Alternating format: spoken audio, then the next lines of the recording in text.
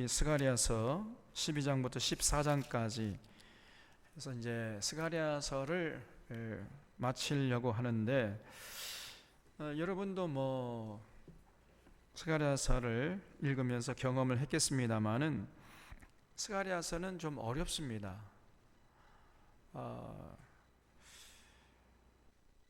특별히 오늘 이 스가랴서 12장부터 14장 말씀은 더 어려워요. 그래서 많은 성도님들이 이 스가랴서를 잘 읽지 않으려고 하고, 읽어도 뭐 이게 무슨 뜻인지 이해가 안 되기 때문에 어려워들 하십니다. 근데 이 스가랴서는요, 그 내용이 그 스가랴가 활동하던 그 당시의 이스라엘 백성들을 향한 말씀도 있는가 하면은 그 이스라엘의 역사의 먼 미래의 일들까지도 담고 있어요. 그래서 어렵게 느껴집니다. 스가랴 당대에 해당되는 그런 말씀도 있지만은, 그러나 이 스가랴 당대의 내용뿐 아니라 이제 그 이스라엘의 그 이후의 역사가 어떻게 진행될 것인가, 그 심지어는요 스가랴 당시에서 바라보는 예수님의 초림 사건, 그리고 재림 사건까지, 그리고 재림 이후의 천년 왕국 시대까지, 이렇게 그 예언하는 범위, 그 스펙트럼이 굉장히 넓습니다. 그래서 우리가 정신을 바짝 차리지 않으면은 이게 도대체 무슨 말을 하고 있는 것인지 알기가 참 어렵단 말이에요. 그래서 오늘 이 스가랴서 12장부터 14장의 내용은 그 이스라엘 역사의 그 끝날의 이야기를 얘기하고 있습니다.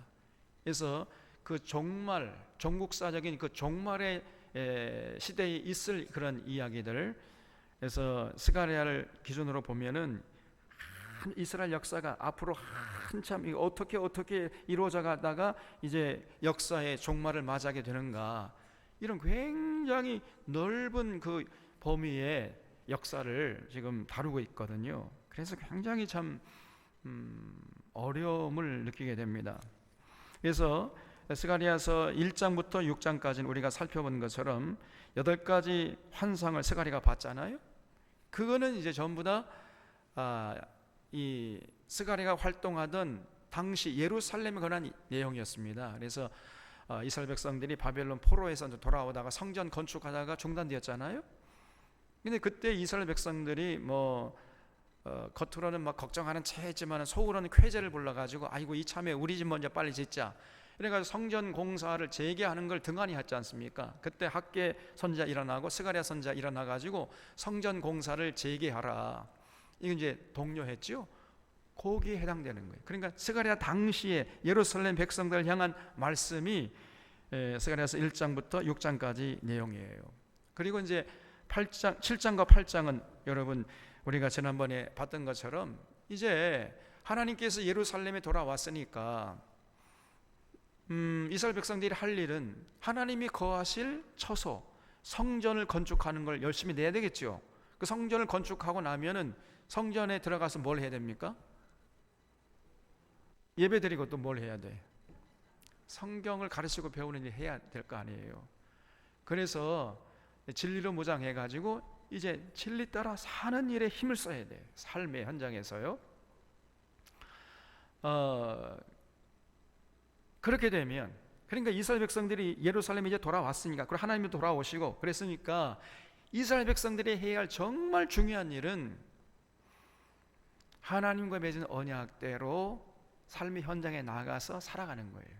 그래서 좀 높은 자리에 앉은 사람들, 나가서 왕이라든가 권력자들은 그 권력을 남용하지 않고 권력을 잘 선용해가지고 백성들을 섬기고, 재판장들은 뇌물 받지 않고 재판을 곧게 하고, 그 제사장들은 하나님 말씀을 제대로 선포하고, 상인들은 또 정직하게 거짓 저울 쓰지 않고 정직하게 성실하게 이렇게 장사하고, 그런 데 힘을 쓰라는 말이죠. 그럼 어떻게 됩니까? 그 바빌론 70년 동안에 해년마다 4번의 금식했다고 그랬지요? 4월의 금식, 5월의 금식, 7월의 금식, 10월의 금식, 이런 그 금식의 절기가 변해서 기쁨의 절기가 될 것이라는 거예요. 그래서 이스라엘 백성들이 예루살렘에 이제 돌아왔으니까 또다시 뭐 4월의 금식, 5월의 금식, 7월의 금식, 10월의 금식, 그 금식 하는 거 이제 그만하고 정말 이스라엘 백성들이 집중해서 해야 할 일은 뭐냐면 하나님과 맺은 언약 지키는 데 힘쓰라는 것입니다. 그 하나님과 맺은 언약의 핵심이 뭐지요? 하나님을 사랑하고 이웃을 사랑하고, 그래 더불어 살아가는 그런 삶을, 그런 사회를 건설하는 데 힘을 쓰라는 거예요. 이것이 하나님의 뜻이라고 7장 8장에서 말씀했습니다. 그러면 하나님께서 기뻐하셔가지고 이스라엘 백성들이 그냥 쌓을 곳이 없도록 복을 주신다. 그러면 그 복받은 모습을 보고 누가 부러워합니까? 주변에 있는 열방들이 부러워하겠지요. 그래서 열방들이 이스라엘 백성들이 섬기는 하나님을 우리도 섬겨서 우리들도 이스라엘 백성들이 받는 복을 한번 누려보자 해가지고 예루살렘으로 몰려오게 된다는 거예요. 예루살렘으로 오라고 하지 않는데도 불구하고 그냥 이방 사람들 10명이 유다 사람 한 사람 바짓가랑이 붙잡아 늘어지면서 우리도 너희들이 섬기는 하나님을 좀 섬겨보자, 그래서 너희들이 받는 복을 우리도 한번 누려보자, 이렇게 된다는 거예요. 그것이 7장 8장입니다 그래서 이 7장 8장까지도 당대 이제 스가랴 당시에 예루살렘 이스라엘 백성들이 해야 할 일들에 대한 내용이라고 볼 수 있어요. 그리고 우리가 지난번에 살펴본 9장부터 11장까지는 그래서 그런 이스라엘 백성들을 하나님이 이제 주목하시고 그 돌아와 가지고 이스라엘 백성들을 괴롭혔던 주변의 열방들을 심판하실 것이다. 그리고 이스라엘 백성들을 하나님이 보호하셔 가지고 언젠가는 하나님께서 메시아를, 진정한 통치자 왕을 보내주실 텐데 그 메시아는 너무나 겸손해 가지고 예루살렘에 입성할 때에 뭘 타고 입성한다고요? 나귀 새끼를 타고 입성하게 될 것이다. 그런 말씀을 하고 계세요. 그래서 그 메시아가 오셔가지고 진정한 평화의 왕으로 군림하게 될 것이다. 온 세상을 사랑과 평화의 나라로 만들어 갈 것이다. 이런 메시지를 전했던 거예요. 근데 그런 말을 들으면서도 여전히 그 하나님의 말씀을 경홀히 여기고 조롱하고 그저 쉽게 생각하고 한 귀로 있고 한 귀로 흘려버리고 이렇게 살아가는 사람이 있다는 겁니다. 그런 사람들은 그러니까 하나님의 사랑에 전혀 반응하지도 않고 말씀을 전해도 귀 기울여 듣지도 않고, 이런 사람들은 어떤 사람들이냐? 잡혀 죽을 양이라는 거예요. 잡혀 죽을 양. 그래서 그런 사람들은 하나님도 이제 어쩔 수 없고 하나님도 이제 더 이상 사랑을 베풀기 싫어할 마음이 생길 정도로 그렇게 행동하는 사람들이 있다는 거예요. 그걸 우리 11장까지 그래서 지난주에 봤습니다. 그래서 9장부터 11장까지는 조금 이제 그 예수님의 초림 사건을 얘기한다고 볼 수가 있지요. 그리고 12장부터 13장 오늘 이 본문 말씀은 스가랴 당시의 역사에 관한 것이 아니라 먼 이스라엘의 훗날의 이야기, 역사의 종말의 이야기, 일어날 사건들, 여기에 대해서 집중적으로 기록하고 있다는 것을 우리가 먼저 염두에 두고 성경을 읽을 수 있어야 됩니다. 그래서 12장에서는요 이제 스가랴 입장에서 볼 때에 먼 이스라엘의 미래의 이야기를 다루고 있어요. 이스라엘의 미래 역사, 앞으로 이스라엘 백성들이 어떤 역사를 기록하다가 주님의 재림을 맞이하게 될 것인가, 그런 아주 기나긴 이스라엘의 역사를 아주 넓은 눈으로 바라보면서 기록하고 있는 내용이라는 것을 잊지 마셔야 돼요. 12장 1절 보겠습니다. 이스라엘에 관한 여호와의 경고의 말씀이라. 여호와 곧 하늘을 펴시며 땅에 터를 세우시며 사람 안에 심령을 지으시니, 그 누굽니까? 여호와 하나님의 놀라운 능력을 지금 여기서 소개하고 있죠. 우리 하나님이 어떤 분이 하늘을 펴신 분이에요. 땅에 터를 세우시고 우리 사람들 안에 이 심령이라는 것을 지으신 그 하나님께서 말씀하시는데, 보라 내가 예루살렘으로 그 사면 모든 민족에게 취하게 하는 잔이 되게 할 것이라. 여기 취하게 하는 잔이라는 것은 휘청거리게 하다, 막 이렇게 이리저리 흔들리게 하다. 쉽게 말하면요, 이제 장차 그 예루살렘을 중심으로 한 온 유다, 이스라엘 나라가 굉장히 강력한 나라가 될 것이라는 거예요. 그래서 이 예루살렘과 이스라엘 민족을 쳐들어오는 이런 나라들은 하나도 남김없이 전부 다 이제 패망하게 될 것이다. 그래서 이제 점점 이스라엘 나라가요 부강하고 강력한 나라가 된다는 것입니다. 그래서 예루살렘으로 그 사면 모든 민족에게 취하게 하는 잔이 되게 할 것이라. 예루살렘이 에워싸일 때 유다에까지 이르리라. 그러니까 뭐 주변의 열방들이 예루살렘 쳐들어와 가지고 예루살렘 성뿐 아니라 유다까지 이르리라. 이게 무슨 말이에요? 이스라엘 전역을 포위하게 될 것이라는 거예요. 그런데 그렇게 포위해봤자 절대로 이제 예루살렘을 함락시킬 수 있습니까? 이제는 없다는 거예요. 이제. 과거에는 뭐 아수르가 쳐들어오고 바벨론 쳐들어와 가지고 뭐 함락시키고 그랬지만 앞으로는 절대 그렇지 않을 거란 것입니다. 그래서 오히려 그렇게 쳐들어온 그 나라들이 망하게 되는 거예요. 그래서 그날에는 3절, 내가 예루살렘을 모든 민족에게 무거운 돌이 되게 하리니 그것을 드는 모든 자는 크게 상할 것이라. 천하 만국이 그것을 치려고 모이리라. 여호와가 말하노라. 그날에 내가 모든 말을 쳐서 놀라게 하며 그 탄자를 쳐서 미치게 하되 유다 족속은 내가 돌보고 모든 민족의 말을 쳐서 눈이 멀게 하리니 유다의 우두머리들이 마음속에 이르기를 예루살렘 주민들이 그들의 하나님 만군의 여호와라 말미암아 힘을 얻었다 할지라. 그래서 예루살렘, 이스라엘의 수도인 예루살렘, 그리고 유다 나라로 쳐들어온 사람들마다 전부 다 성공하지 못하고 패망하게 될 것이라는 겁니다.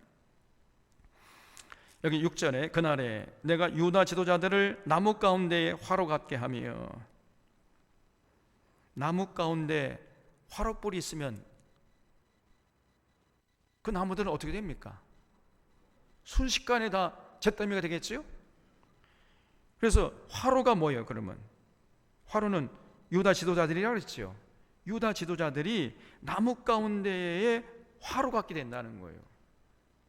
그러니까 이스라엘을 치러 온 이 이방 주변의 열방들은요 남김없이 패망하게 될 것이다, 그런 얘기죠. 화로 같게 하며 곡식단 사이에 횃불 같게 하리니. 여러분, 이 곡식단 사이에 횃불이 있으면 어떻게 됩니까? 순식간에 불이 나가지고 새카맣게 타가지고 잿더미가 될 거 아닙니까? 그래서요 앞으로 이스라엘은 점점 강해져 가지고 주변의 열방들이 전혀 넘보지 못하는 이런 나라가 된다는 거예요. 점점 부살할 것이요 예루살렘 사람들은 다시 그곳 본 예루살렘에 살게 되리라. 여호와가 먼저 유다 장막을 구원하리니 이는 다윗의 집의 영광과 예루살렘 주민의 영광이 유다보다 더하지 못하게 하려 함이라. 이 7절 말씀은요 다윗 가문 그리고 예루살렘 성에 거하는 사람들의 영광이 유다보다 더하지 못한다. 다시 말씀, 이 유다라는 것은 유다 이스라엘 전체 나라를 말해요. 이스라엘 전체에 우리나라로 하면요 예루살렘은 서울이죠. 그리고 다윗 가문은 서울에 사는 왕족의 혈통이라고 할 수 있지 않겠습니까? 그리고 여기서 말하는 유다는 뭘 말하겠어요? 이 대한민국 전체를 말해요. 전체. 그래서 그 다윗 가문과 예루살렘의 영광, 예루살렘 주민의 영광이 유다보다 더하지 못하게 하려 합니다. 다시 말하면 이게 무슨 말이냐면은 유다, 이스라엘 민족 전체를 하나님이 영광스럽게 한다는 거예요. 꼭 예루살렘 주민하고 다윗 가문 영광스러운 게 아니라 온 이스라엘 나라, 전국 방방곡곡이 영광스러운 나라가 될 것이다, 이런 얘기란 말이에요. 무슨 말 이해됩니까? 그렇게 이제 앞으로 점점 이 이스라엘이 강력한 나라가 된다는 것입니다. 그래서 8절 그날에 여호와가 예루살렘 주민을 보호하리니 그 중에 약한 자가 그날에는 다윗 같겠고. 아주 그 시들시들하고 약한 자가, 이스라엘의 아주 그 연약한 자가요, 그날에는, 그렇게 하나님께서 강력하게 하시는 그날에는 다윗 같은 이런 사람이 된다는 거예요. 아무리 힘이 없는 사람이라 할지라도 옛날에 다윗 같은 그런 용장이 된다. 그러니 힘센 사람은 얼마나 하겠습니까, 여러분? 약한 자가 그날에는 다윗 같겠고, 다윗의 족속은 하나님 같고 무리 앞에 있는 여호와의 사자 같을 것이라. 예루살렘을 치러 오는 이방 나라들을 그날에 내가 멸하기를 힘쓰리라 그러죠. 여러분, 앞으로요, 이미 지금도 그렇잖아요. 이미 지금도 저 이스라엘 나라를 건드릴, 이스라엘 나라를 무너뜨릴 나라가 지금 이 지구상에 있을까요, 없을까요? 네? 없습니다. 이제 1차, 2차, 3차, 4차, 5차 중동 전쟁을 하지 않았습니까? 근데 그 주변에 있는 그 이슬람 세계 전부 다 힘을 합해가지고 예루살렘을 무너뜨리려고 했지만은 무너뜨리지 못했습니다. 오히려 그 주변에 있는 열방들이 다 무너졌잖아요. 그것이 1970년대 1948년도부터 이 이스라엘이 세워져 가지고 지금까지 왔는데, 그때 1차부터 해가지고 5차, 6차까지 중동 전쟁이 한 번도 그 중동에 있는 그 열방들이 이기지 못했습니다. 지금은요 더 막강해진 거예요. 저 이스라엘 나라가 아주 무서운 민족입니다, 여러분. 근데 이러한 그 강력해지는 그 기운이, 기세가 언제까지 이어지겠습니까? 어느 때까지? 네? 우리 주님이 다시 올 때까지. 그 이스라엘의 이제 그 강력해지는 것을 감히 저지할 나라가 없어요. 이제는 저 미국도요 사실은 이스라엘이에요. 사실은. 여러분, 이 유대인들이 전 세계적으로 1,500만 정도 살고 있거든요. 1,500만 중에서 미국에 살고 있는 유대인들이 800만 명이에요. 그리고 지금 팔레스타인 땅, 이스라엘 나라에서 살고 있는 유대인들이 700만 명입니다. 그래서 도합 1,500만 명이. 그러니까 미국이 유대인의 큰 집이고 저 이스라엘이 작은 집이에요. 그래서 이 미국에 있는 800만 명의 유대인들이요, 미국의 정치, 경제, 군사, 언론, 방송, 학계, 예술계, 영화계 다 이미 접수한 지 오래입니다. 특별히 금융계. 이거는 이 미국 월가는요 99%가 이 유대인 거예요. 이 유대인들의 돈이요 셀 수 없이 많아요. 이게 도대체가. 미국의 FTA라는 게 있죠. 그게 뭐죠? 미국의 연방 은행의, 미국 사립 은행들의 연합 조직이에요. 미국 사립 은행들의 이익을 보장해 주기 위해서 자기들끼리 이렇게 조합을 만드는 미국 국립은행이 아닙니다. 미국 은행 지불, 미국 FTA 지불 준비 은행이에요. 미국. 그래서 그 미국 사립 은행의 연합에서 돈을 발행해가지고 그게 바로 달러입니다. 달러가 미국 정부가 발행하는 돈이 아니에요. 여러분 착각하면 안 됩니다. 미국 사립은행의 연합에서 자기들이 돈을 찍어내는 겁니다. 그냥. 그리고 미국 정부는 그 사립은행에서 찍어내는 돈을 거기서 이제 빌려다가 쓰는 것일 뿐이에요. 근데 그 달러가 지금 여러분 무슨 역할을 하고 있죠? 무역할 때, 모든 나라가 무역할 때 서로 돈을 주고받을 때 어떤 돈을 가지고 주고받는 겁니까? 달러를 가지고 해요. 그거를 기축통화라고 그래요. 기축통화. 그러니까 무역을 하려면 반드시 뭐가 필요해요? 달러가 필요한 거예요.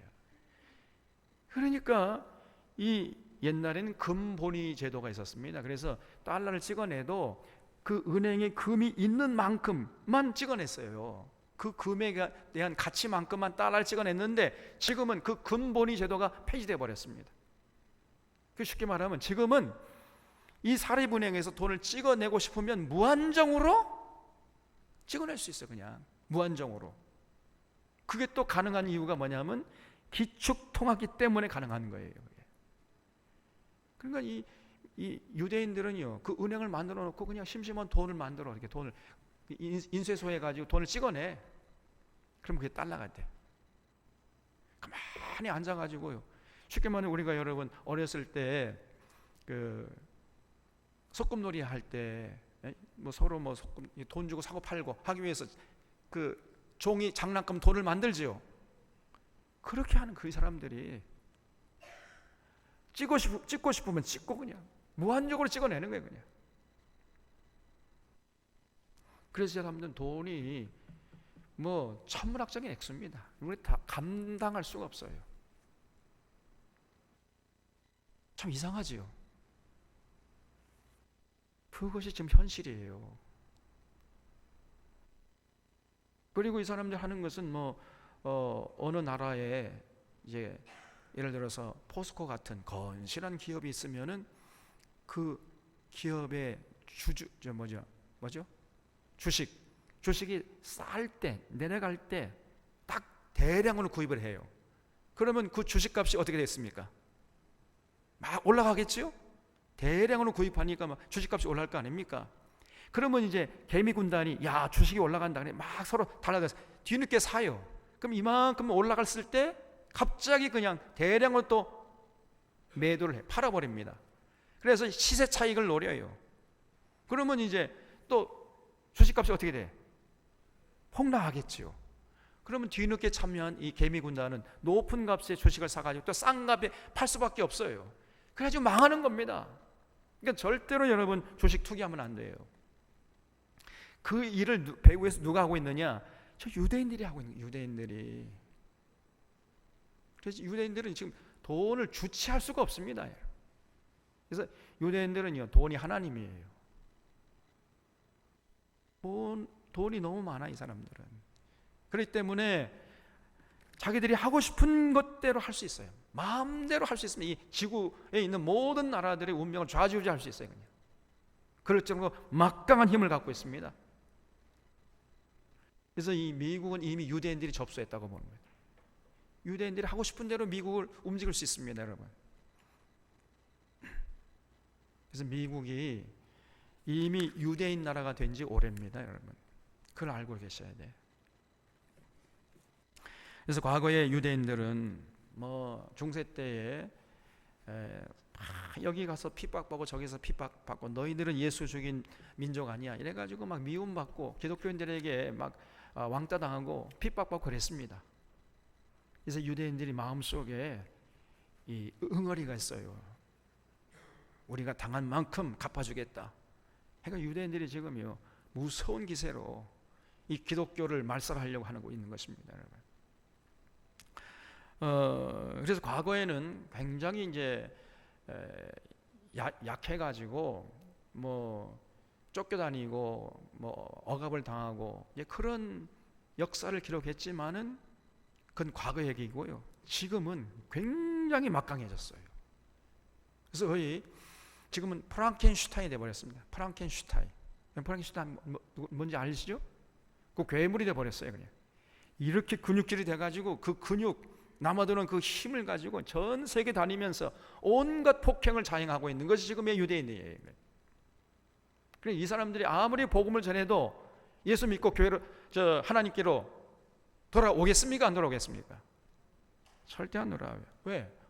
자기들 부족한 게 없는데 돈이 하나님인데 절대로 안 돌아온단 말이에요. 그러다가 이제 이 사람들이 언제 회개하느냐? 주님이 재림하실 때 그때 비로소 이제 주님의 심판 앞에 직면하면서 그때 회개하고 돌아오는 거예요. 그때.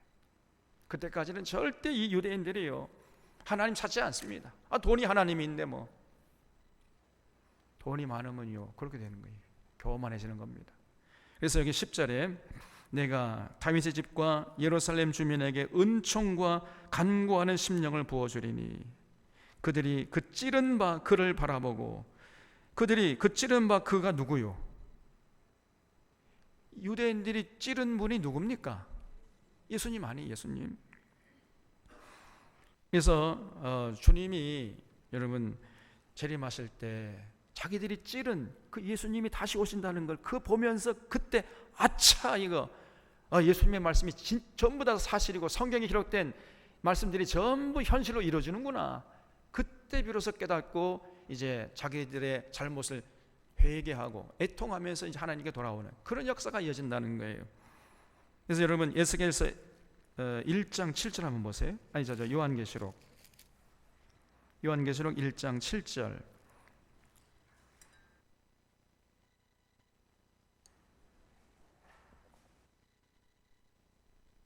볼지어다 그가 구름을 타고 오시리라.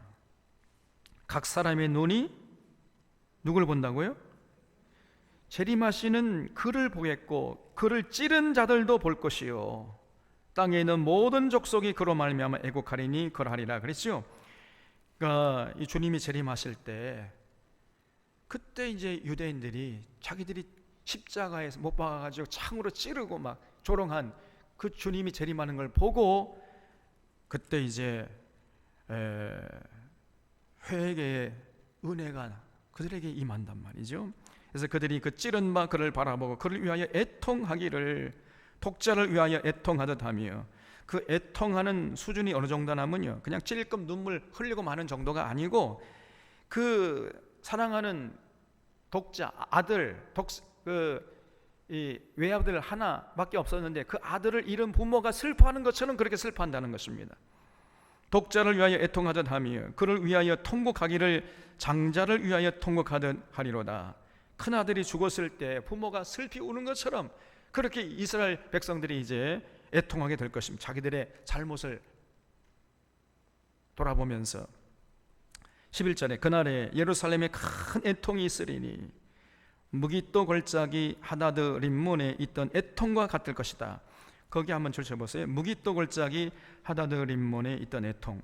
이게 무슨 말이냐면은 여러분 우리가 열왕기 하에서 그 요시야 왕 므낫세 아들 요시야 므낫세 손자지요. 므낫세의 손자 요시야 왕이 아주 선정을 베풀었지요. 철저하게 종교 개혁을 추진하다가 그만 애굽의 전쟁에 나섰다가 애굽 왕 바로의 칼에 맞아 죽었잖아요. 젊은 날 요절했지 않습니까? 그러니까 이제 국민들이 그 요시야 왕이 죽은 걸 보면서 그냥 슬피 울었어요. 그냥 꺼이꺼이 울었습니다. 그것이 바로 무기또 골짜기 하다드 림몬에 있는 애통이에요. 그래서 무기또 골짜기에 그 요시야 왕을 죽은 시신을 이제 안치하고 거기서 온 이스라엘 백성들이 슬피 울었던 것입니다. 마치 그렇게 이제 예수님이 재림하신 걸 보면서 이스라엘 백성들이 슬퍼하고 애통하게 될 것이라는 거예요. 11절 여기 말씀 이해가 되지요?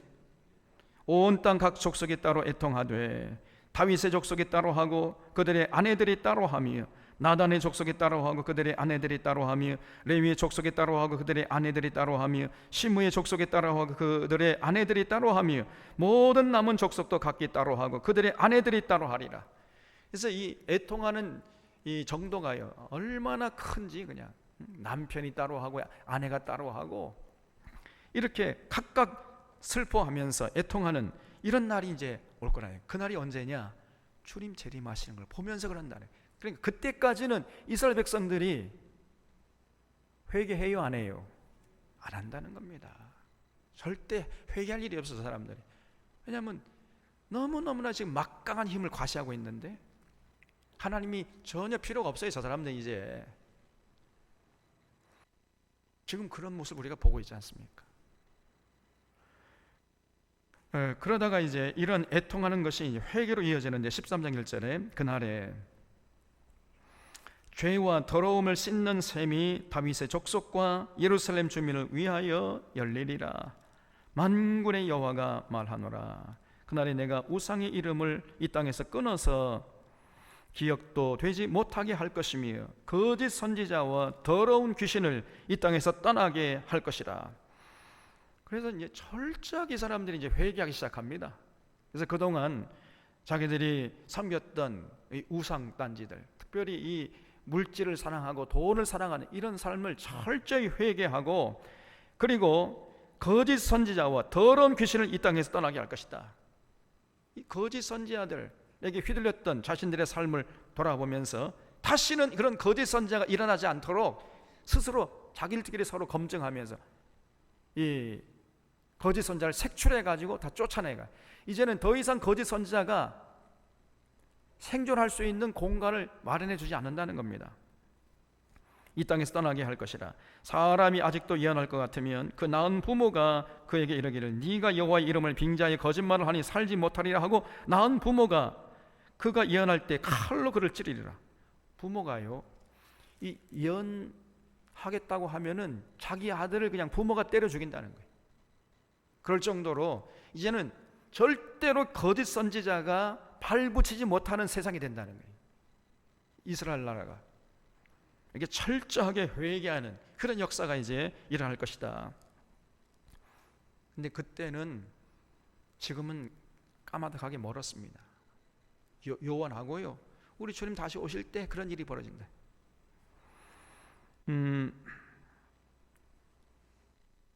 4절에 그날에 선지자들이 예언할 때에 그 환상을 갖기 부끄러워할 것이며, 이 선지자들은요 더 이상 예언 활동을 못해요. 이 함부로 거짓말, 거짓 예언 그런 거 너무 이제 부끄러워가지고 할 수 없습니다. 사람을 속이려고 털옷도 입지 아니할 것이며 말하기를 나는 선지자가 아니요 나는 농부라. 내가 어려서부터 사람의 종이 되었노라 할 것이요.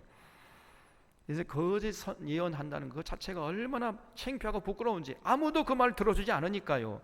그 말을 속아 넘어간 사람도 없고 휘둘린 사람도 없으니까 이제 도저히 거짓 선지자 노릇 할 수가 없는 그런 세상이 되는 거예요. 이게.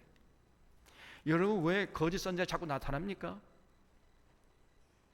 믿어주니까 그래. 믿어주니까. 거기에 자꾸 속아 넘어가고 휘둘리니까 이 거짓 선지자 자꾸 나타나는 거 아닙니까? 거짓 선지자 나타나가지고 거짓 예언을 하면은 저건 가짜다 다 알아보면 누가 그 거짓 예언을 할 수 있겠습니까, 여러분? 수요가 있으니까 공급이 있는 거예요. 이제 거짓 선지자가 이렇게 많이 나타난다는 것은 그만큼 이 땅에 어리석은 성도들이 많다는 얘기예요. 그만큼 자꾸 휘둘리니까. 그래서 이제는 더 이상 예언 활동을 할 수가 없는, 거짓 예언할 수가 없는 거예요. 그래서 나는 선지자가 아니고 나는 농부라. 나는 어려서부터 사람이 종이 되었노라 할 것이요. 어떤 사람이 그에게 묻기를 네 두 팔 사이에 있는 상처는 어찌 됨이냐. 그래서 거짓 예언하다가 다쳐가지고 상처가 나면요, 사람들이 도대체 너 그 상처는 어디서 난 거냐. 그러면 실제적으로는 거짓 예언하다가 다쳤다 할지라도 그 말을 못해요. 거짓말로 이거는 내 친구의 집에서 받은 상처라 이렇게 하고 만다는 거예요. 무슨 말인지 이해가 됩니까? 6절에 그럴 정도로요, 이제는 거짓 선지자들은 전혀 발도 못 붙이는 이런 세상이 될 거라는 거예요. 이렇게 종말의 때에 이스라엘 백성들이 회개 역사, 하나님께 돌아오는 이런 일들이 있을 것이다. 그 다음에 이제 이 7절부터 9절까지 말씀은 그러면 우리 믿는 자들은 어떻게 되는 거야? 믿는 자들 거기에 대해서 얘기하고 있습니다. 여기 만군의 여호와가 말하노라. 가라 깨어서 내 목자 내 짝된 자를 치라 그랬지요. 여기 하나님의 목자, 하나님의 짝된 자는 누구요? 여기서 그러면 그 하나님의 목자, 하나님의 짝된 자, 그러면 이 목자라는 것은 악한 목자겠습니까? 선한 목자겠습니까? 예? 악한 목자예요? 선한 목자예요? 악한 목자예요?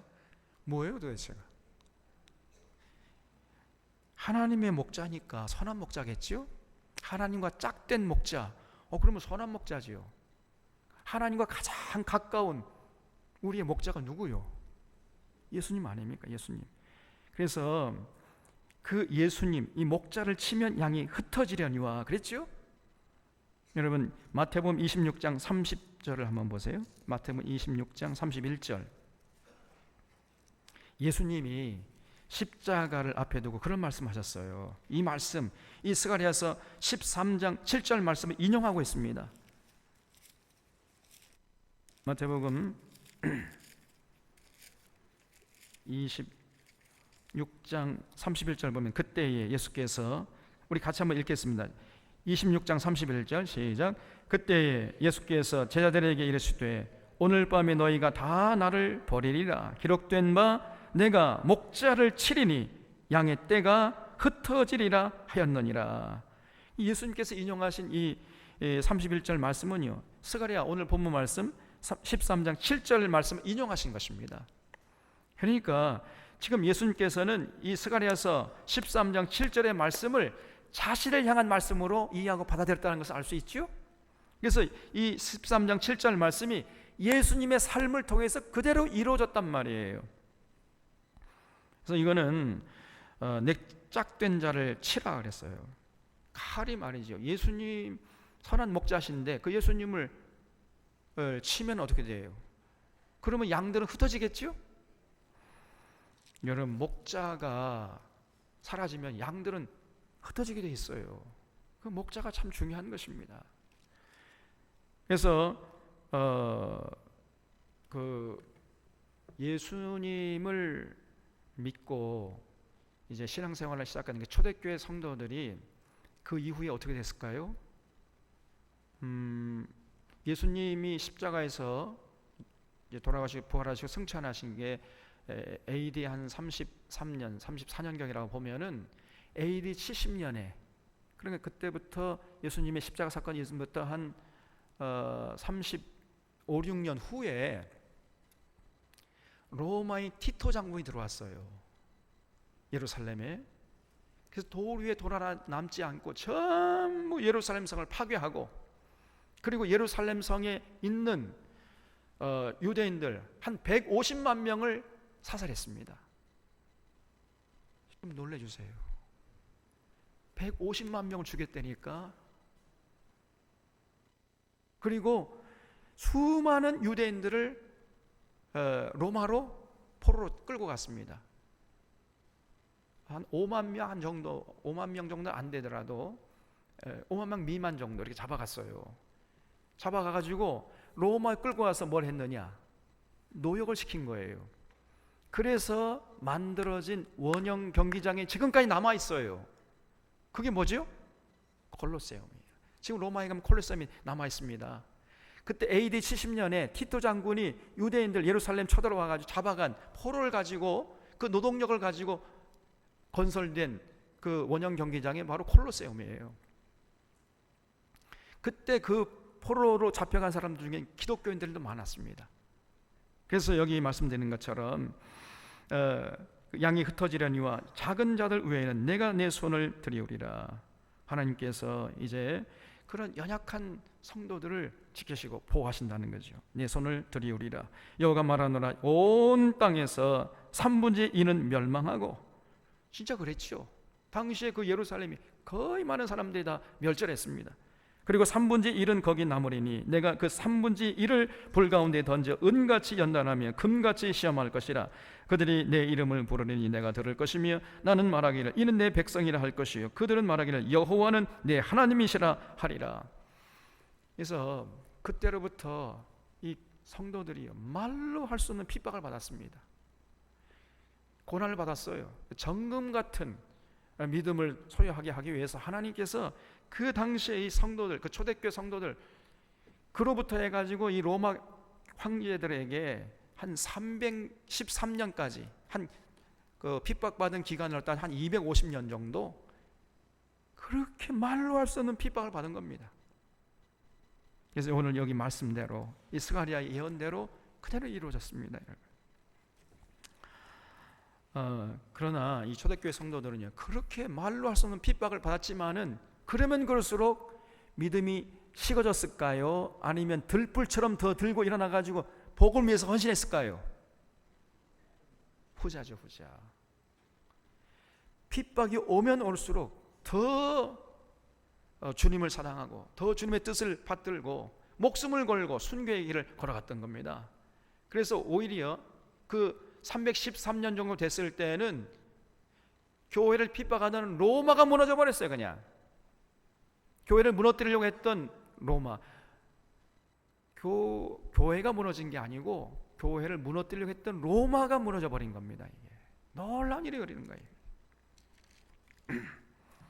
그래서 여기 9절 말씀이 그대로 이루어지는 걸 볼 수 있습니다. 그 다음에 14장 1절에 여호와의 날이 이르리라. 그날에 내 재물이 약탈되어 내 가운데서 나누이리라. 내가 이방 나라들을 모아 예루살렘과 싸우게 하리니 성읍이 함락되며 가옥이 약탈되며 부녀가 욕을 당하며 성읍 백성이 절반이나 사로잡혀 가려니와 남은 백성은 성읍에서 끊어지지 아니하리라 그랬죠. 이 여호와의 날, 이 14장 1절에 이 여호와의 날은요, 구원의 날이 아니고 하나님의 분노의 날이고 심판의 날이고 죽음의 날이고 폐괴의 날이죠. 그래서 여러분, 이스라엘 역사를 보면은 종종 그런 때가 있었잖아요. 여호와의 날이 이스라엘 백성들이 임했죠. 그래서 아수르 군대가 쳐들어왔잖아요. 나중에 바벨론 군대가 쳐들어오고. 여러분, 하나님께서는 종종 전혀 하나님의 뜻을 받들지 않으면 참다 못해가지고 그들을 징책하는데 뭘 가지고 했느냐? 이방 군대를 보내가지고 했단 말이에요. 그래서 뭐 우리가 알다시피 북이스라엘은 사마리아에 아수르 군대 보내가지고 사마리아 성 무너졌잖아요. 완전히 나라가 망하지 않았습니까? 또 그 정신 못 차리는 남유다 예루살렘 백성들 보고 참다 못해가지고 하나님이 바벨론 군대를 보내지 않았습니까? 그래서 전부 약탈당하고 강탈당하고 수탈당하고 겁탈당하고 이렇게 해서 예루살렘 성이 무너졌잖아요. 그런 얘기 지금 하고 있어요. 그래서 이방 나라를 하나님이 모아가지고 예루살렘과 싸우게 할 것이다. 성읍이 함락되며 가옥이 약탈되며 부녀가 욕을 당하며 성읍 백성이 절반이나 사로잡혀 가려니와 남은 백성 성읍에서 끊어지지 아니하리라.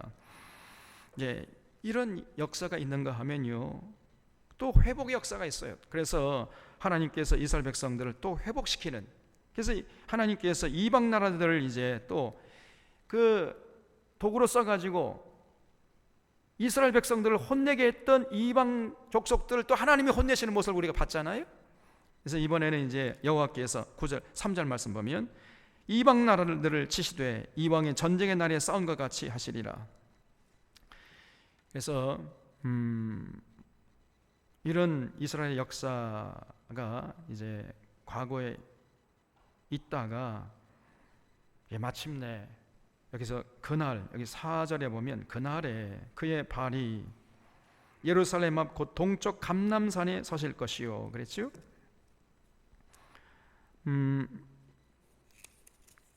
주님이 재림할 때에 어디로 재림하신다고 성경에 기록하고 있죠? 재림하실 때 여러분 사도행전 1장 한번 보세요. 사도행전 1장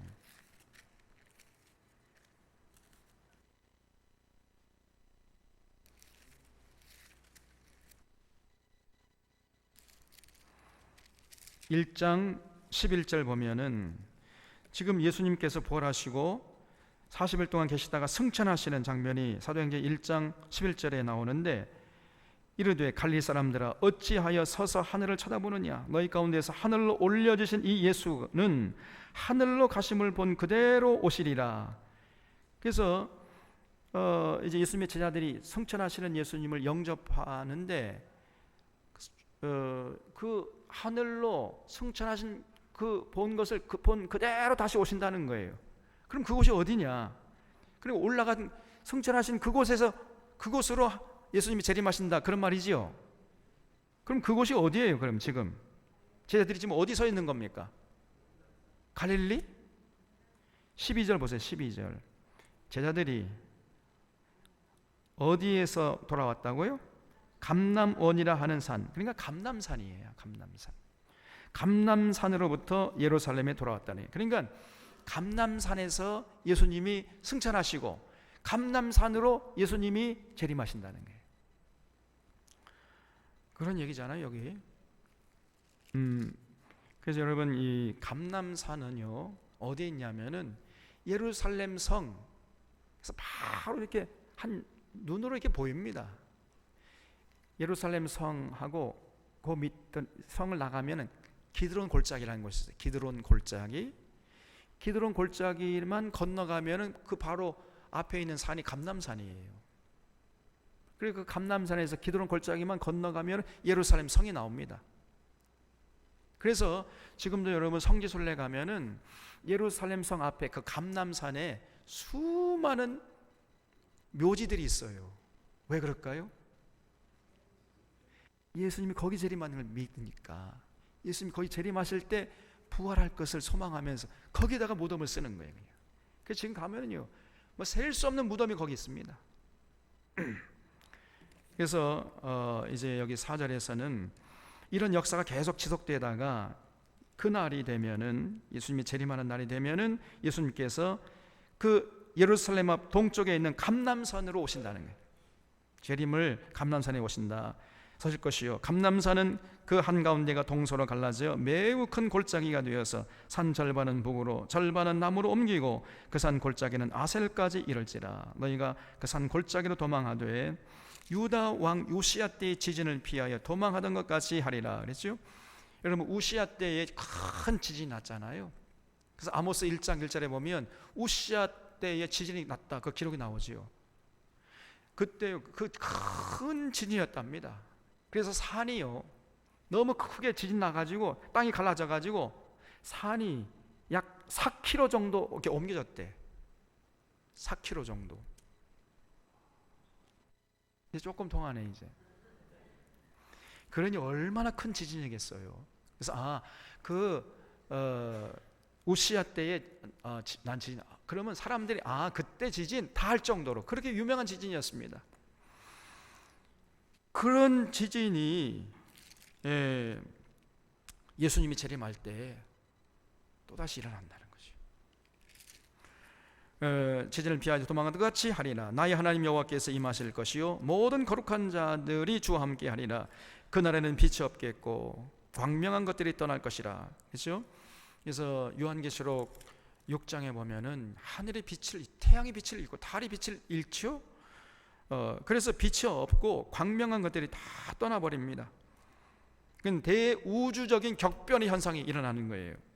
그래서 여호와께서 아시는 한 날이 있으리니 낮도 아니고 밤도 아니고, 이건 뭐 낮 같기도 하고 밤 같기도 하고 아주 참 어정쩡한 이런 때에 빛이 있을 것이다 그랬어요. 무슨 말이죠? 여기서 빛이 누구요? 예수님이 이때 오시는 거예요. 이렇게 저 우주적으로 큰 대격변의 그런 상황 속에서 이제 예수님이 재림하신단 말이죠.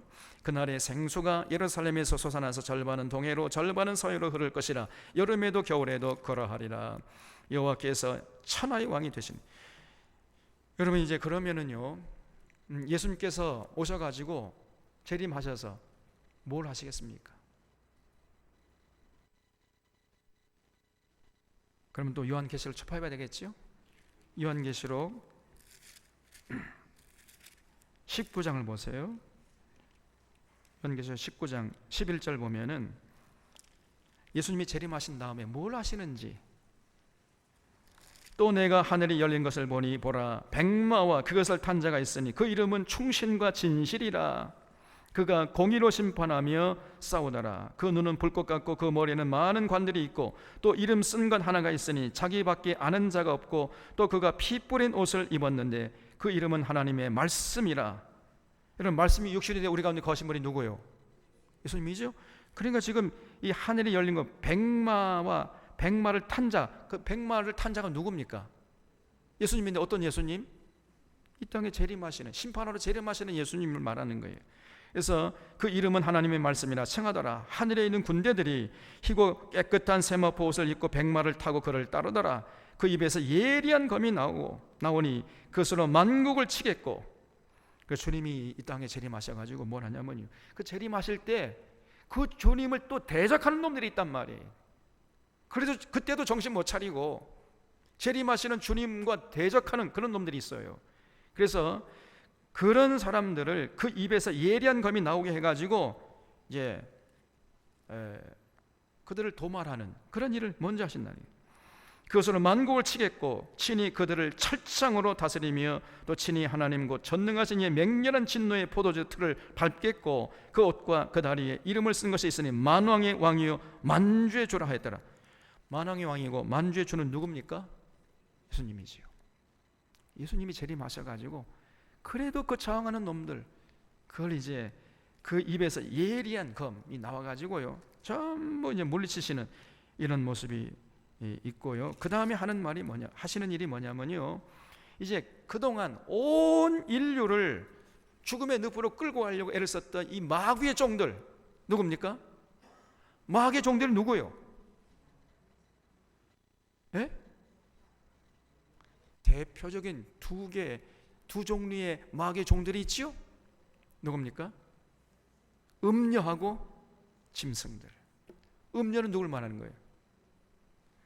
음녀는 타락한 종교에 타락한 종교 지도자들, 이 거짓 선지자들, 이것들을 잡아요. 그리고 그 거짓 선지자와 함께 짝짝꿍대 가지고 놀아났던 이 짐승은 누굽니까? 타락한 정치죠. 타락한 정치 지도자들, 이것들을 잡아가지고 이제 타는 유황불에 던져 넣는다는 거예요. 이 예수님께서 이 땅에 재림하실 제일 먼저 하시는 그거예요. 그래서 여기 19절 말씀, 또 내가 보매 그 짐승과 땅의 임금들과 그들의 군대들이 모여 그 말 탄 자와 그 군대와 더불어 전쟁을 일으키다가 짐승이 잡히고 그 앞에서 표적을 행하던 거짓 선지자, 이 음녀죠. 여러분, 이 타락한 종교와 타락한 정치 지도자들, 이런 것들을 제일 먼저 잡아가지고 타는 유황불에 던져 넣는 것입니다. 그래서 함께 잡혔으니 이는 짐승의 표를 받고 그 우상에게 경배하던 자들을 표적으로 미혹하던 자라. 이 둘이 산채로 유황불 붙는 못에 던져지고 그 나머지는 말탄 자 입으로부터 나오는 거미 죽음의 모든 새가 그들의 살로 배불리더라 그랬어요. 그런 다음에 이제 하늘에서 천사가 내려와 가지고 20장에 보면은 그 천사가 그 음녀와 짐승 배후에서 못된 짓을 했던 그 존재가 하나 있어요. 누구죠? 그게? 타락한 종교와 타락한 정치 지도자들 배후에 누가 있습니까? 마귀가 있잖아요. 마귀. 이 마귀를 잡아가지고요 무적행에 쳐넣어버립니다. 그러면서 이제 천년 왕국이 시작되는 거예요. 그래서 여기 20장에 보면은 천사가 이제 목양 열쇠를 가져가지고 쇠사를 가서 용을 잡았어요. 2절에 보면 용을 잡으니 곧 옛뱀이요 마귀와 사탄이라 잡아서 1000년 동안 결박하여 무정에 던져넣고 잠그고 그 위에 임몽하여 1000년이 차도록 다시는 만국을 미혹하지 못하게 해버립니다. 이러면서 이제 1000년 왕국이 시작되는 거예요. 그래서 그 1000년 왕국을 이제 예수님이 다스리고 또 누가 다스립니까? 부활하신 하늘의 몸 신령한 몸을 입고 부활한 여러분과 제가 그 천년 왕국에 들어가서 사는 거예요. 그 천년 왕국을 다스리는 거예요. 다스리는 자가 되는 거예요. 그런 일들이 이제 있는 것이요. 그래서 그 천년 왕국 시대에는 더 이상 이제 마귀가 없어요. 그러니까 세상이 어떻게 되겠습니까? 평화롭겠지요. 그래서 여호와 하나님께서 천하의 왕이 되시는 거예요. 여기 9절에 다시 스가랴서 14장 9절 다시 돌아와서 여호와께서 천하의 왕이 되시리니 그날에는 예수님께서 오셔가지고 이제 천년 왕국 시작되면 그날에는 여호와께서 홀로 한 분이실 것이요 그의 이름이 홀로 하나이실 것이라 온 땅이 아라바같이 되며, 이 아라바라는 말은 평지라는 말이에요. 평지. 온 땅이 이제 평지가 됩니다. 그리고 게바에서 예루살렘 남쪽 림몬까지 이를 것이며 예루살렘이 높이 들려, 예루살렘만큼은 높아요. 여러분, 예루살렘 지금도 해발 800m 고지대에 조성된 도시예요. 예루살렘은 높이 들려서 그 본처에 있으리니 베냐민 문에서부터 천문자리와 성 무퉁이 문까지 또 하나님의 망대에서부터 왕의 포도주 짜는 곳, 이게 예루살렘의 범위인데 예루살렘 성만큼은 자기 본연의 자리를 지킬 것이라는 거예요. 사람이 그 가운데 살며 다시는 저주가 있지 아니하리니 예루살렘이 평안히 서리로다. 그래서 이 천년 왕국 시대 때 예루살렘이 온 세상의 수도가 됐나, 수도 역할을. 그래서 모든 사람들이 이제 예루살렘으로 몰려오게 되는 그것이 천년왕국이라는 거예요. 12절에 예루살렘을 친 모든 백성에게 여호와께서 내리실 재앙은 이러하니. 그리고 이제 그동안 그렇게 예루살렘을 괴롭혔던 이제 그 사람들은요, 이제는 그 자기가 행한 대로 보응을 받게 되는 겁니다. 친 백성에게 여호와께서 내리실 재앙은 이러하니 곧 섰을 때 그들의 살이 썩으며 그들의 눈동자가 눈구멍 속에서 썩으며 그들의 혀가 입속에서 썩을 것이요 그날에 여호와께서 그들을 크게 요란하게 하시리니 피차 손으로 붙잡으며 피차 손을 들어 치실 것이며 유다도 예루살렘에 싸우리니 이때에 사방에 있는 이방 나라들의 보화 곧 큰 은과 의복이 심히 많이 모여질 것이요. 그러니까 여기 14절에 유다도 예루살렘에 싸운다는 말은 유다, 이스라엘의 전 지역에 흩어져 살던 이스라엘 백성들이 예루살렘으로 다 와가지고 이방 나라들과 싸운다는 거죠. 함께 온 이스라엘 나라가 이제 싸우게 됩니다. 그래서 이방 나라들이 패퇴하니까 전부 걸음마 날 살려라고 도망치지 않겠습니까? 그러니까 이방 나라 사람들이 놓고 간 보화, 금, 은과 의복이 그냥 해를 수없이 많게 되는 거예요. 많이 모여질 것이요 또 말과 노새와 낙타와 나귀와 그 전에 있는 모든 가축에게 미칠 재앙도 그 재앙과 같으리라. 이렇게 해서 이제 예루살렘이 이 전 천년왕국 시대의 수도가 됩니다. 그리고요 16절 보면 예루살렘을 치러 왔던 이방 나라들 중에 남은 자가 해마다 올라와서 그 왕 만군의 여호와께 경배하며 초막절을 지킬 것입니다. 한번 줄쳐보세요. 그 천년왕국이 되면은 모든 절기는 사라집니다. 그리고 사라지지 않는 절기 딱 하나가 있는데 그 절기가 뭐요? 초막절이에요. 이 초막절이 그리 중요해요. 우리가 지난주에 초막절, 추수감사절 지났잖아요. 여러분 초막절 다른 말로 뭐라고 그랬지요? 초막절, 수장절, 또 하나 장막절이랬어요. 초막절은 초막을 짓고 얽히설기 해가지고 그 안에 일주일 동안 들어가면서 한 해 동안 베푼 하나님의 은혜, 그리고 지난날 그 광야 생활에 하나님께서 함께 하셨던 그 은혜를 생각하면서 감사하는 절기라 그랬지요. 추수감사주일이야 그래. 그 수장절이라는 것은 한 해 농사 다 창고에 저장해 놓고 하나님께 감사하는. 그리고 그 초막절 때 일주일 동안 뭘 하는 거예요? 맨날 예배만 드리고 판판히 노는 겁니까? 성경 강조하라고 그랬잖아요. 그래서 이 초막절이 중요해요. 초막절만큼은 절대로 사라지지 않아요. 천년왕국 시대에도 이어진단 말이에요. 그리고 장막절이라는 것은 여기가 영원한 집이 아니고 임시집이다. 우리의 영원한 집은 어디에 있습니까? 천국에 있다 하는 것을 늘 기억하기 위해서 장막절, 장막을 조그맣게 짓고 여기는 우리의 임시집이다. 너무 여기 이 땅에 사는 게 너무 그냥 아둥바둥 살 필요가 없고 살아서는 안 되고 우리의 영원한 집은 천국이다 하는 것을 늘 기억하라는 거예요. 그런 의미에서 장막절이라고 했던 거예요. 그래서 그 초막절이 되면은 이제 온 이방 나라들이 예루살렘으로 모여가지고 초막절을 지킨다는 거예요. 그 초막절을 지키면서 하나님께 감사하고 그리고 성경 강좌를 통해 가지고 하나님을 어떻게 섬겨야 할 것인가 그걸 배우고 다시 이제 각 나라로 돌아가는. 그래서 예루살렘이 천년왕국의 수도 역할을 한단 말이죠. 초막절을 지킬 것이라. 땅에 있는 족속들 중에 그 왕 만군의 여호와께 경배하러 예루살렘에 올라오지 아니하는 자들에게는 비를 내리지 아니하실 것인즉 만일 애굽 족속이 올라오지 아니할 때에는 비 내림이 있지 아니하리니 여호와께서 초막절을 지키러 올라오지 아니하는 이방 나라들의 사람을 치시는 재앙을 그에게 내리실 것이라. 애굽 사람이나 이방 나라 사람이나 초막절을 지키러 올라오지 아니하는 자가 받을 벌이 그러하니라. 그래서 초막절을 만약에 지키러 오지 않잖아요. 그래서 하나님께 감사하지도 않고 하나님의 말씀 배우지도 않고 말씀대로 살지도 않고 그럼 하나님이 또 재앙을 내리신다는 거예요. 그러니까 초막절을 지키지 않을 수가 없습니다. 그래서 여러분 이 초막절 이렇게 중요한 절기예요. 이 추수감사절만큼은 우리가 정말 제대로 지켜야 된다. 이거는 주님이 재림한 후에도 유지된다는 그 절기만큼은.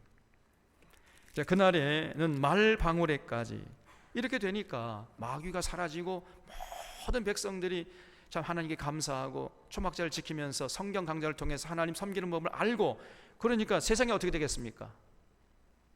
세상이요 평화롭겠지요. 그리고 심지어 말 방울에까지 여호와께 성별이라 기록될 것이라 그랬어요. 온 세상이 거룩한 세상이 된다는 거예요. 여호와의 전에 있는 모든 솥이 제단 앞 주발과 다름이 없을 것이니 예루살렘과 유다의 모든 솥이 만군의 여호와의 성문이 될 것인즉 제사 드리는 자가 와서 이 솥을 가져다가 그것으로 고기를 삶으리라. 그날에는 만군의 여호와의 전에 가나안 사람이 다시 있지 아니하리라. 그래서 이 가나안 사람 한번 보세요. 이 가나안 사람이라는 것은 주로 상인들이었어요. 주로 가나안 사람들은 주로 종사하는 직종이 상인이었습니다. 상고, 다시 말씀드리면 상업하는 고객, 바이어, 장사하는 사람들, 그런 사람들이어서 이 가나안 사람 그러면은 상인이라는 이미지가 강했습니다. 그래서 여러분 다른 번역서를 보면은 여호와의 전에 상인이 다시 있지 아니하리 이렇게 번역해 놓은 번역본들이 많아요. 근데 여기서 가나안 사람이라는 것은 뭐 혈통의 가나안 사람 상인을 말하는 것은 아니고요. 제가 생각할 때는 거룩하신 하나님을 섬기지 않음으로 그저 부정하고 가증한 자들, 그런 사람을 일컬어서 가나안 사람이라고 하고 있다고 보여져요. 그래서 가나안 사람, 그러니까 그런 천년왕국 시대 때에 전부 다 초막절을 지키면서 하나님께 감사하고 성경 강좌를 통해서 하나님 성경을 똑바로 알고 이렇게 살아가기 때문에 여호와의 성전에 더 이상 그저 뭐 가증스러운 일을 하고 부정하고 그저 사기치고 전혀 하나님 섬기지 않는 이런 사람들은 여호와의 성전에 들어올 수가 없다는 것입니다. 그런 사람은 찾아볼 수가 없는 그런 시대가 된다는 거예요. 이것이 천년. 그래서 이 스가랴 선지자는 아까 말씀드린 대로 스가랴 당시의 사회상을 바라보고 예언한 내용도 있고 그 이후에 이스라엘 역사가 어떻게 진행돼 가지고 주님의 재림 때까지, 재림 이후에 천년왕국 시대까지 어떻게 이제 진행되는가 거기까지도 말씀하고 있는 것으로 볼 수 있습니다. 굉장히 예언하는 스펙트럼이 넓은 이러한 선지자였던 것이죠. 그래서 어쨌든 우리 사랑하는 샤론의 성도님들은 앞으로 우리의 삶이요 점점 가면 갈수록 세상이 그렇게 살만 나는 세상이 되는 게 아니라 점점 살기 어려운 세상이 됩니다. 성령이 폭발적으로 역사하는 그런 시대가 아니라 악령이 폭발적으로 역사하는 그런 시대로 점점 이렇게, 그래서 말씀드린 대로 이 악한 유대인들이 점점 득세하고요 온 세상에서 막 왕노릇하는 이런 세상이 될 거예요. 여러분, 돈이 최고고 돈이 왕노릇하고 이 유대인들이 그냥 배후에서 온갖 분탕질을 하고, 그리고 주님의 몸된 교회는 전부 다 졸며 잘세, 신랑이 더디어 오므로 다 졸며 자는 처녀들처럼 교회는 다 시들시들 힘을 잃어가고 교회가 타락하고 변질되고 이런 시대가 점점 돼가는 거예요 앞으로. 그러다가 주님이 재림하실 때 그때 이제 성도들이 깨어나는 겁니다. 그래서 여러분, 세상이 그렇게 아무리 어렵고 힘들어질다 할지라도 거기 절대로 휘둘리지 말고 낙심하지도 말고 또 거기에 동화되지도 말고 우리 사랑하는 샤론의 교우들은 딱 부러지게 예수님 사랑하고 예수님 의지하고 예수님 신뢰하고 끝까지 예수님의 가르침에 성실하게 순종하는 이런 삶을 통해서 끝까지 하나님께 영광 돌리고 주님 재림을 참 자랑스럽게 맞이하는 복된 인생 다 되시기를 주님의 이름으로 부탁을 드립니다. 하겠습니다. 같이 기도하실 때 오늘 이 스가랴서를 우리가 다 정리하면서 여러 가지 교훈을 말씀하고 있습니다. 정말 우리 믿는 자들이 무엇을 하기를 원하시는가? 다른 거 아니에요. 하나님께 예배 드릴 뿐 아니라 나가서 하나님과 맺은 언약 지키는 거예요. 하나님의 공의와 정의가 이 땅에 강물처럼 흘러서 더불어 사는 세상을 위해서 헌신해다오. 이게 하나님이 절실히 요구하신. 그러면 하나님이 그냥 이 땅에 쌓을 것이 없도록 복을 주신다 그랬어요. 그 복받은 모습을 보고 세상 사람들이 교회 나오지라고 하지 않아도 나온다는 겁니다. 그냥 제 발로. 그렇게 되는 것이 정상이라는 거예요. 그러나 이런 말씀에 전혀 반응하지 않는 그런 잡혀 죽을 양 같은 이런 사람들도 있어요. 그런 사람 본받지 말고, 이제 아무리 세상이 어려워지고 어두워진다 할지라도, 돈이 최고고 이 자본주의가 극성을 벌인다 할지라도, 그런 가운데서 정말 예수님 사랑하고 신뢰하고 끝까지 주님의 뒤를 따라서 생명길을 걸어서 주님 다시 오실 때 자랑스럽게 주님 앞에 나갈 수 있도록 다시 한번 우리의 삶을 새롭게 하는 이 시간 될 수 있기를 바랍니다. 그래서 자신을 돌아보면서 조용히 이제 앞으로 삶을 바라보면서 하나님께 기도하는 시간 갖도록 하겠습니다.